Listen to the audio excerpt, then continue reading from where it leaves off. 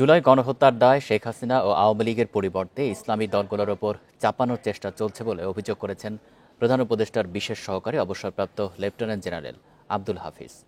অভ্যুত্থানের 1 বছরের মাথায় গুজব ছড়িয়ে এই পরিস্থিতি তৈরি করা হচ্ছে বলে অভিযোগ করেন তিনি।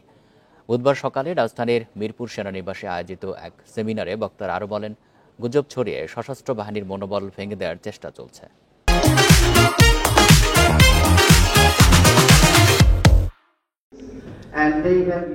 অবাধ প্রবাহের যুগে তথ্য পাওয়া এখন অনেক সহজ। কঠোর সম্পাদকীয় নীতির বাইরে সামাজিক যোগাযোগ মাধ্যমের তথ্য এখন সবারই হাতের নাগালে। এই সুযোগ কাজে লাগিয়ে স্বার্থ উদ্ধারে সামাজিক যোগাযোগ মাধ্যমে তৎপর হয়ে ওঠে নানা সংগঠিত গোষ্ঠী। এই অভিযোগ করা হয় সশস্ত্র বাহিনী বিভাগ ও military institute of science and টেকনোলজির যৌথভাবে আয়োজিত সেমিনারে অভিযোগ করা হয়, গত 1 বছরে সামাজিক যোগাযোগ মাধ্যমে বানোয়ার তথ্য ছড়িয়ে জুলাই গণ অভ্যুত্থানের নানা তথ্য বদলে দেওয়ার চেষ্টা হয়েছে। জুলাই আন্দোলনে গণহত্যাকারীদের ইসলামপন্থী হিসেবে প্রতিষ্ঠার চেষ্টা চলছে।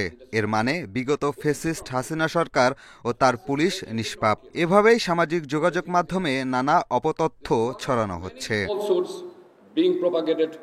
অনুষ্ঠানে সশস্ত্র বাহিনী বিভাগের প্রিন্সিপাল স্টাফ অফিসার জানান, গুজব প্রচারকারীরা মানুষের চিন্তাকে বিকৃত করে তাদের উদ্দেশ্য বাস্তবায়ন করতে চায়।